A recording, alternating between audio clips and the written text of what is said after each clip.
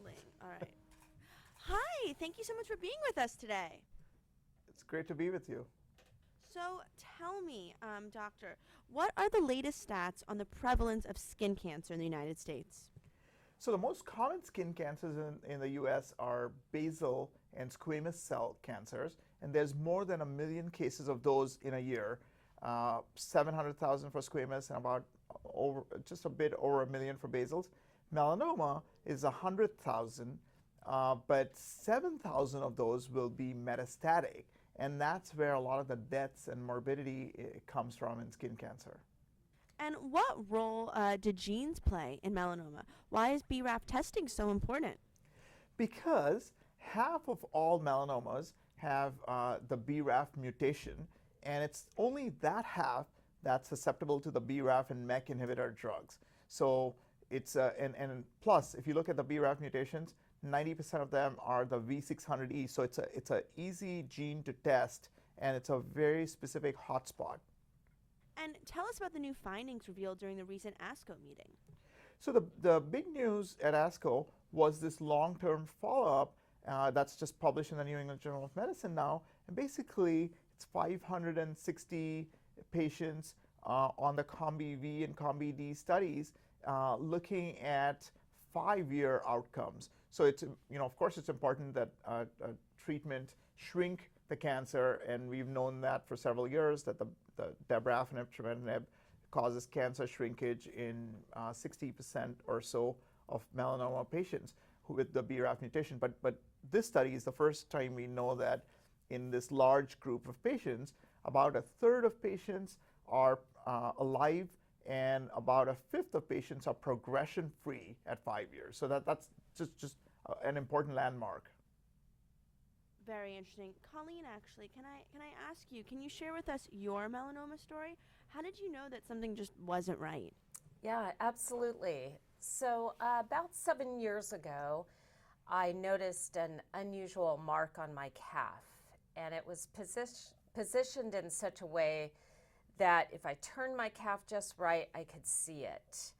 So, when I did notice it, I just knew from years of getting checkups and looking at pictures of melanomas that this did not look right at all. So I got into the doctor. It took a little bit of time because 9 months prior I had just had a checkup, and once I did get in to see the dermatologist the second time, she did confirm that indeed it was a melanoma. At that point, it was stage 1B, and I went in for every 3 months for the checkups, and then noticed a swollen lymph node and got in right away. And at that point, it had spread to the lymph nodes as well as the liver, and was then at stage 4 melanoma. I went and got the BRAF mutation testing, and was tested as BRAF positive. At the time, a doctor wanted to put me on a clinical trial, which they're fantastic, but I really felt that I had to get a second opinion. And through some channels, I was able to get to Dr. Dowd and UCSF. And through that, I learned that there was the treatment of Mekinist and Tafinlar that had just been approved by the FDA 1 month prior to my diagnosis. Dr. Dowd put me on that right away, and 2 months later, my scan was clear, which is my experience. That's not going to be everybody's experience, but I was the candidate for Mekinist and Tafinlar. Wow. And what do you want other people who are diagnosed with advanced melanoma to know? What I would like for them to know is that it is so important to go and get that testing for the BRAF mutation to see if they are a candidate for this.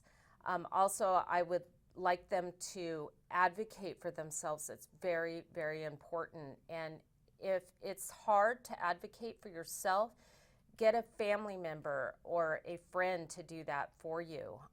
My brother came down from Seattle for 6 weeks to advocate for me.